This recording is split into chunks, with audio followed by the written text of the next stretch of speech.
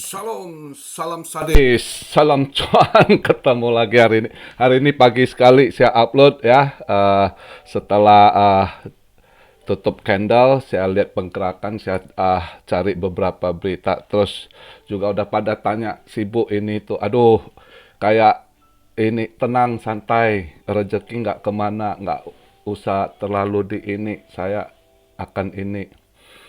Jadi begini, sebelum saya mulai, jadi kemarin juga ada berapa teman saya message ya di WhatsApp, dia bilang, bro kita cuan-cuan bear ini kayak kita makan uang darah Ukraina ini. Kenapa? Ada yang bangun narasi tuh kayak, oh kalau shot ini karena Ukraina perang kayak uang darah. Gua bilang, lu kasih tahu tuh yang buat narasi itu, ya suruh tonton dulu. Kita saya serok bear itu bukan dasar Ukraina perang, base analisis krisis ekonomi, ya. Ah, dan juga saat itu kami prepare ngadepin emergency Fed meeting. Itu kami serok bear di situ ya, short itu ya, atau hedge gitu ya, atau down ya. Jadi kalau ini kejadian lebih cepat karena ada semalam invasi Rusia, market down, ya itu kejadian yang bukan kami harapkan, bukan berarti kami harap cuan dari itu. Sorry bro, itu yang bangun narasi gitu seolah-olah kemanusiaan, kita nggak peduli kemanusiaan, peduli cuan, itu picik sekali pikirannya ya. Terlalu ini. Jadi mungkin dia sangkut di long atau apa gitu ya. Terus dia lihat kita ini terus bangun narasi gitu. Jangan. Kalau mau bangun narasi begitu, saya kasih tahu ponakan saya sama teman-teman saya itu, saya ngomong kasih tahu itu orang yang bangun narasi itu, ya. Kalau dia mau berlandaskan itu, ya. Ini selama ini dari tahun kemarin kripto naik itu karena apa? Inflasi juga krisis yang disebabkan apa? Corona, ya. Corona siapa yang buat? Juga corona udah makan lebih banyak manusia mati gitu. Ya, jadi dia cuan koin BTC, ETH yang dia hold itu juga kalau cara pola pikirnya begitu, itu karena corona, inflasi naik, BTC bisa naik tinggi, ETH atau koin-koin lain dia cuan bisa naik tinggi, ya karena itu juga sebab. Come on, jangan pola pikir picik begitu, ya. Nggak ada orang mau, kalau cara pola pikir dia begitu, wah semua makan uang darah, Warren Buffett ya. Dulu saya saksi hidup kejadian WTC, World Trade Center dihantam, di attack itu ya. Saya di New York, hari kedua saya sama teman saya masuk mau lihat tuh gedung, itu putih rambut kita semua, itu dari kedua gitu ya. Tapi orang beli saham saat itu drop, mereka serok bawa, mereka cuan, Warren Buffett atau siapapun pelaku pasar hedge fund, terus Anda katakan mereka hisap. Bukan begitu pola pikir, cara pandang. Oke? Jadi please, kalau masih pola pikir begitu, jangan masuk di dunia investasi, suruh dia belajar agama gitu ya. Jadi orang, jangan dunia investasi gitu. Kalau bangun-bangun narasi gitu ya kan. Saya jujur suruh orang itu lihat YouTube saya, ya baca komennya. Kemarin banyak yang dapat cuan dari Bear, itu mereka bersyukur kebantu yang bisa bayar uang kuliah, yang bisa beli ranjang untuk ini istri ya kan, bisa beli sepeda anak, bisa beli HP untuk anak gantiin dah mau rusak karena online, sekolah online. Come on, kita lihat dari positif. Jadi jangan gampang ngejudge orang karena mungkin Anda lost di long, Anda bangun narasi seolah-olah kami yang dapat rezeki di short ini, oh karena Ukraina perang. No. Tonton dulu video-video kami yang kami serok bear ini karena pure analisis ekonomi ya. Oke, semoga ada di antara kalian cuan army. Kalau ada yang orang siapapun ngomong kalian cuan bear begitu, itu kasih tahu dia jawabannya. Oke, mari kita mulai hari ini. Analisa saya gini, tadi saya cek, terus saya Oh, kenapa tiba-tiba pump? Ya itu kau udah dari minggu-minggu lalu saya bilang asal cuan TP hati-hati ini market dikocok atas bawah, ya kan? Ya kemarin lihat keadaan gitu, pressure ke bawah sangat kenceng, pasti banyak yang pasang short, apalagi yang FOMO gitu kan. Ya pasti bandar harus squeeze balik, squeeze short gitu. Itu satu alasan.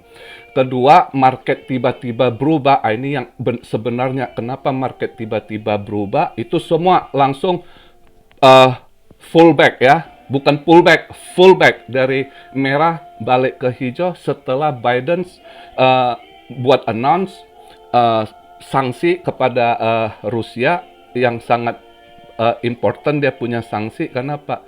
Pergerakan bank itu di frozen, di stop ya.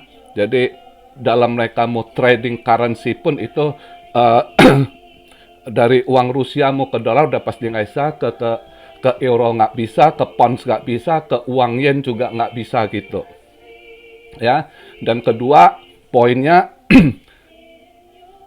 Amerika mengajak dengan para sekutu, para orang ini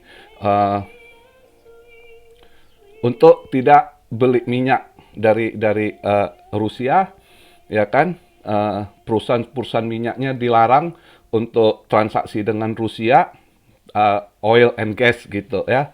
Jadi makanya langsung market yang dalam minyak, dalam pressure langsung ini dari merah tekan apa, dari hijau naik, merah turun balik.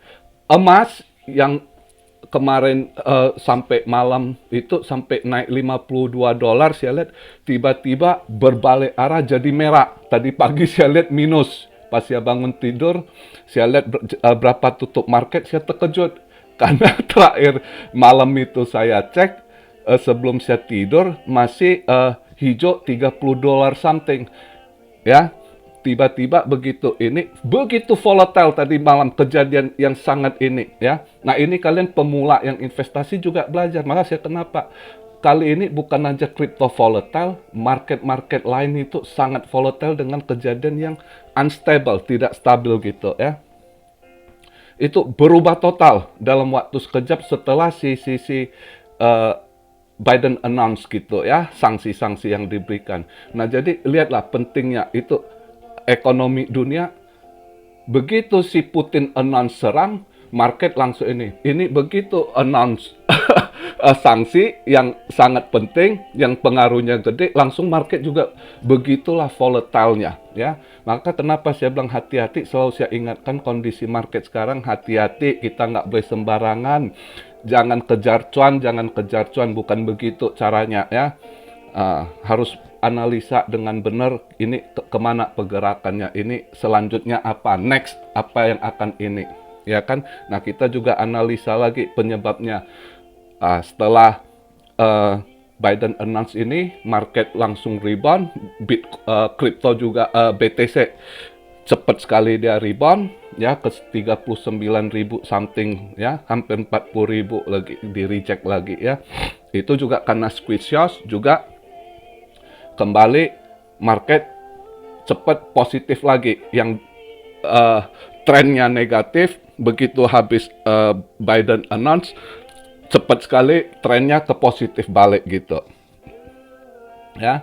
Oke, next selanjutnya terus kita lihat sekarang dia di 38 ini. Sekarang pagi ini jam 9.30 nih ya, saya ini market cap di 1,7 something ya, BTC 40,7, BTC dominance ya bagus, masih pressure gitu ya. Jadi udah banyak yang tanya kok ambil bear atau enggak. Tidak, untuk saat ini jangan ambil bear dulu. Karena kenapa? Pertama saya lihat hari ini memang ada anak BTC option expired juga, terus future contract kemungkinan di 38-40 ribu gitu, kemungkinan ya. Jadi jangan ambil bear dulu. Kedua,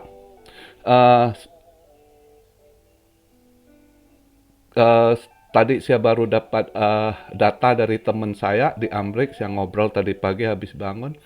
Ternyata ada pengumuman juga GDP. Ini sangat penting. Jadi posisi GDP per Januari itu diumum dari Fed St. Louis itu posisi 1,3 gitu. Jadi sangat nggak bagus gitu, ya. Sangat nggak bagus. Jadi kalau sangat nggak bagus begitu, seharusnya ini akan berdampak ke market akan naik lagi gitu ya. Kemungkinan sementara market akan positif. Tapi ini bukan long term, kita lihat ini fluktuatif. Market sekarang ini bukan ngomong long term dulu, ini tuh kita lihat kondisi pergerakannya dulu ya. Ini BTC sekarang di 38,3 gitu ya, 300 something gitu. Jadi ada yang tanya udah bisa serok bear, jangan. Justru kalau kalian mau kutip-kutip dikit, mungkin dalam berapa hari ini saya rasa akan hijau, atau mungkin malam ini setelah BTC option expire, kelar, deal, cepet mungkin dia akan mulai hijau balik semua gitu. Ya, jadi boleh serok koin yang kalian lihat misalnya udah agak-agak drop parah, kemarin kena bantingan parah. Nah, yang biasa banyak cepet di serok balik gitu, sekarang belum telat sih. Kalian jangan pikir telat. Oh, masih bisa. Misalnya Phantom, ya. Phantom kalian bisa serok, itu dia banyak terbuang minusnya, ya kan. Sandbox mungkin bisa saya lihat, Theta, ya kan. Tuh pancake swap terlalu diskon banyak. Mungkin aja nanti kalau dia hijau untuk dapat nanti 10%, 15% cepet lah ini saya rasa kalau dia balik hijau ya. Jadi belum telat, maka saya agak cepet buat video karena juga nanti habis buat video ini saya keluar, saya nggak tahu saya agak ini karena udah banyak pertanyaan. Saya coba luangkan waktu buat kalian ya untuk saya kasih tahu. Jangan ambil bear dulu. Kapan mau ambil bear? Saya rasa kalau saya pribadi, saya lihat chart bentar tadi mungkin di 40 ribuan, 41 ribu gitu. Itu dia punya ada ininya di sekitar 41.600 gitu. Dia kalau bisa lewat, mungkin dia nggak lewat dari 41.600 mungkin ya, di 42 gitu. Jadi mulai 40 mungkin ya nanti saya ambil balik bear atau 41.000. Kalau sekarang ini jangan ambil bear dulu ya. Boleh ambil up saya rasa ya. Ambil long gitu ya. Tapi ingat, selalu DCA cicil, market nggak ada yang tahu persis ya. Kalian udah belajar dari kejadian semalam itu, kalian lihat begitu cepat naik dan turunnya gitu ya pergerakan. Inilah market kalau dia ada keadaan krisis ekonomi yang nggak nentu ya. Jadi jangan greedy. Pertama jangan greedy ya. Anda pikir Anda mau cuan gede, hati-hati gitu ya. Kondisi begitu bisa cuan aja udah syukur kita, udah ini gitu ya. Jadi video hari ini saya agak pagi saya ingatkan karena saya takut kalian ada yang pikir karena saya belakangan ini kan saya bilang kita ambil bear karena mau ini, tapi mungkin sisa hari ini tanggal 25 setelah expire mungkin ada penutupan dikit, mungkin dikasih napas dikit dulu lah gitu ya, karena pengumuman juga nanti untuk pengumuman Fed itu kan pertengahan Maret, 3 minggu lagi lebih kurang ya. Mungkin untuk sementara kadang kita lihatlah pergerakannya. Kalau untuk sekarang ini mau cari cuan ya ambillah yang sudah ini terdiskon banyak ya kan. Saya rasa nanti dia bisa hijau balik ya. Itu aja. Jadi video hari ini saya udah jelaskan kenapa dia berubah, yang dari merah dalam tekanan tiba-tiba rebound karena pertama juga short squeeze, kedua yang benar-benar ini itu setelah Biden announce ya. Biden announce, jadi cepat dia manfaatkan ini bandar untuk short squeeze. Dan ketiga, jangan bear dulu karena saya lihat, karena untung saya ada kontak teman dapat laporan GDP ini banyak yang nggak sampai ke sana. tadi malam itu pengumuman. Jadi itu sangat pengaruh ke market juga gitu ya. Ah, jadi dia rendah GDP Januari cuma 1,3%, posisinya itu sangat nggak bagus gitu ya. Ah, jadi ada juga yang bilang, wah ini perang mungkin Fed nggak akan lakukan naikkan suku bunga interest rate. Saya rasa akan dilakukan. Kita lihatlah ke depannya, nggak usah ini, tapi saya masih yakin ini ya. Jadi video saya hari ini begitu aja. Semoga